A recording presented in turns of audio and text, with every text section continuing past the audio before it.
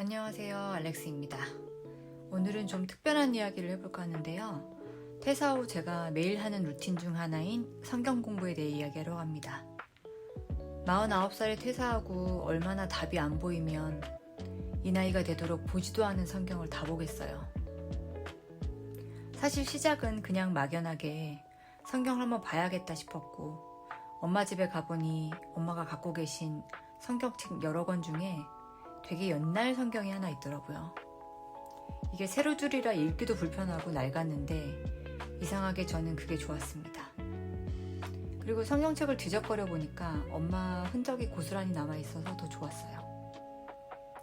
처음엔 그냥 책상에 잘 모셔놓고 보질 않았어요. 근데 이 성경책으로 제가 이렇게 꾸준히 성경 공부를 하게 될 줄은 전혀 몰랐습니다. 제가 작년 6월에 퇴사했으니까 퇴사한 지 어느덧 9개월이 지났네요. 시간이 참 빠릅니다. 처음에는 안식년이라는 그럴싸한 타이틀을 붙여놨는데 지금은 좀 착잡합니다.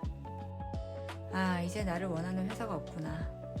이제 회사 생활은 못하겠네. 이런 생각이 들거든요. 나이 50에 특출나지도 않은 저 같은 사람을 누가 뽑고 싶겠어요. 그럼 나는 이제 어떻게 해야 되나? 기존에 해왔던 사업개발 직무를 계속 고집해야 되나? 아니면 인생 이막을 위해서 새로운 직업을 찾아야 하나? 지난 삶을 돌아보면 어떻게든 사업을 성공시키기 위해 돈을 쫓는 삶을 살았어요. 근데 이제는 그런 삶을 살면 안 되겠다는 생각이 들었습니다. 그렇게 살 수도 없고요. 지난 9개월 동안 이것저것 많은 걸 해봤어요. 중학교 때 그만뒀던 피아노도 다시 시작을 했고, 옷 만들기 수업도 들었고, 데이터 분석과 과정도 들어봤고, 일주일에 2번 PT도 꾸준히 하고 있습니다. 사람들이 여행 다니면 리프레시 된다길래 저도 여행 다녀봤습니다. 근데 저는 돈만 왕창 쓰고 그닥 리프레시가 안 되더라고요.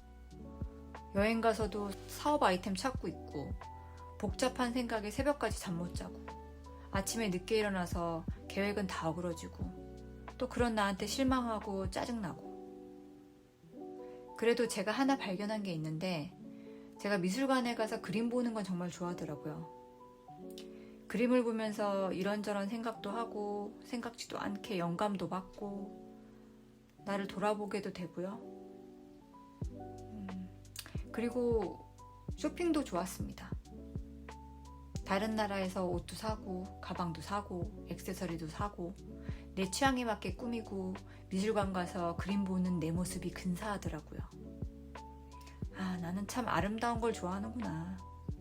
되게 돈 많은 귀부인의 삶을 좋아하는구나. 큰일 났네. 이걸 어쩌지?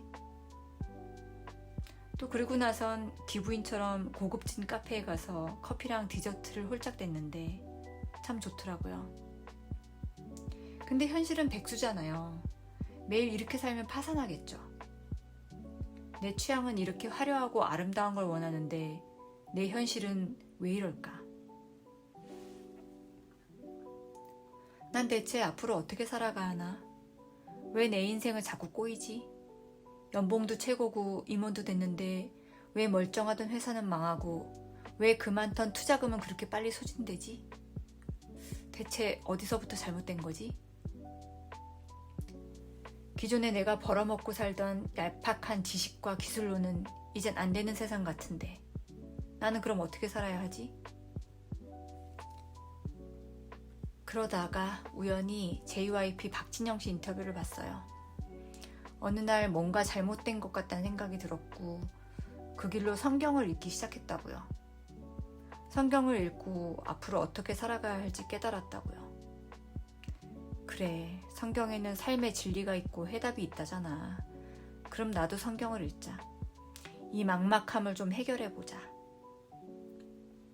그렇게 책상에 고이 모셔만 뒀던 엄마의 성경을 펼쳤어요. 근데 어려웠습니다. 그냥 무작정 읽었더니 무슨 말인지 모르겠더라고요. 전에도 한번 읽어보려고 했는데 몇 번 보다가 책을 덮었거든요. 그래도 여기에 진리가 있다는데 한번 읽어보자 하고 꾸역꾸역 읽었습니다. 그렇게 읽다가 창세기 18장에 왔는데 아브라함이 하나님께 소돔과 고모라 얘기를 하면서 계속 다 죽일 거냐고 반복해서 묻던 구절이 있어요.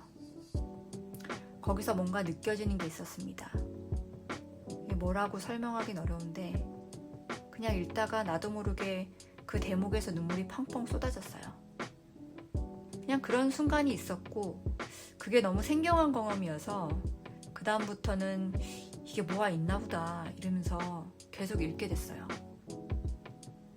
그렇게 가다 보니 제대로 한번 알아보고 싶어졌어요. 제가 또 명색이 25년차 사업개발자잖아요. 대충 읽고 끝내는 거는 제 스타일이 아니거든요. 그래서 저만의 성경 공부 방법을 만들어 보기 시작했습니다.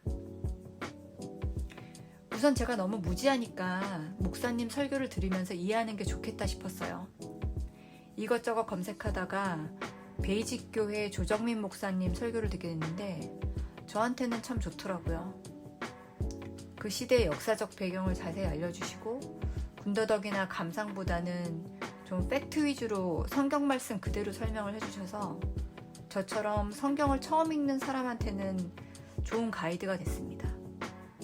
이분 설교가 좀 약간 후드려 패는 팩폭 스타일인데 T 성향인 저한테는 그게 딱 맞더라고요. 저는 목사님 설교가 인강이라고 생각해요. 그래서 설교 전에 먼저 성경 말씀을 꼭 읽어봅니다. 이해가 안 돼도 잘 안 읽혀도 일단은 읽어봅니다. 그 다음에 목사님 설교를 들어요. 그리고 인상 깊은 내용은 성경이나 노트에 메모를 합니다. 설교를 유튜브 영상으로 보면은 반복해서 들을 수 있고 멈추고 메모할 수 있고 다른 구절을 예시로 들면 찾아보기가 수월해요. 한마디로 내 맘대로 조절할 수 있다는 거죠. 이게 인강 보며 공부하는 거랑 똑같지 않아요? 근데 또 목사님이 A부터 Z까지 다 알려주실 수는 없잖아요. 생소한 용어가 나오면 그때는 AI한테 물어봅니다. 근데 여기서 주의할 점은 AI한테 꼭 성경 말씀에 근거해서 설명해달라고 해야 됩니다. 자의적 해석이나 AI를 너무 믿고 의존하는 건 저는 좀 거부감이 있더라고요. 그래서 저는 읽히든 안 읽히든 제가 먼저 성경을 꼭 읽고요. 제가 분별력이라는 게 아직 없기 때문에 신학을 오래 공부하시고 목회도 하시는 목사님 설교를 들으면서 아, 이게 이런 뜻이구나. 이렇게 올바르게 이해해야 하는 것 같아요. 그리고 매일매일 공부하는 내용을 노션에 데이터베이스를 만들어서 정리하고 있습니다. 처음엔 이렇게 노션까지 쓸 생각을 안 했는데 제 나이가 50이 되다 보니까 바로 어제 일도 기억이 안 나거든요. 분명히 읽었던 구절인데 며칠 있다가 보면 완전 처음 보는 새로운 이야기인 거예요. 이게 밑줄은 그어져 있는데 왜 그었는지를 모르겠더라고요. 그래서 지금 정착한 방법은 이렇습니다. 1번, 인상 깊은 구절에는 성경책에 직접 밑줄 긋고 메모하고 날짜 써놓기. 2번, 노션에 쓰는 설교 원본 노트에 설교 중 인상 깊은 부분 전부 받아 적기. 3번, 다 적고 나면 묵상과 기도하기. 4번, 설교 노트 원본을 제 가이드대로 AI한테 요약 정리 맡기기. 이건 수십 번 문답하면서 맞춘 프롬프트라 이제는 딱 제가 원하는 스타일로 정리해줍니다.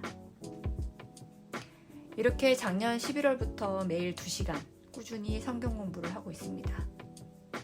물론 건너뛰기도 하고 어떤 날은 다 귀찮고 싫어서 그냥 나가놓는 날도 있지만 어찌어찌 계속하고 있네요. 저처럼 앞으로 어떻게, 어떤 마음으로 이 험난한 세상을 살아가야 할지 막막하고 두렵다면, 그리고 내 힘으론 도저히 안 된다고 느껴지신다면 저와 같은 방법으로 성경을 한번 읽어보시길 권해드립니다. 그러면 나도 모르는 사이에 내 마음과 태도가 어딘가 모르게 조금씩 변화하고 있음을 느끼실 수 있을 거예요. 혹시 제가 사용하는 설교 노트 요약, AI 프롬프트가 궁금하신 분은 댓글이나 설명란을 확인해 주세요. 별건 아니지만 필요하시다면 기쁘게 공유해 드리겠습니다.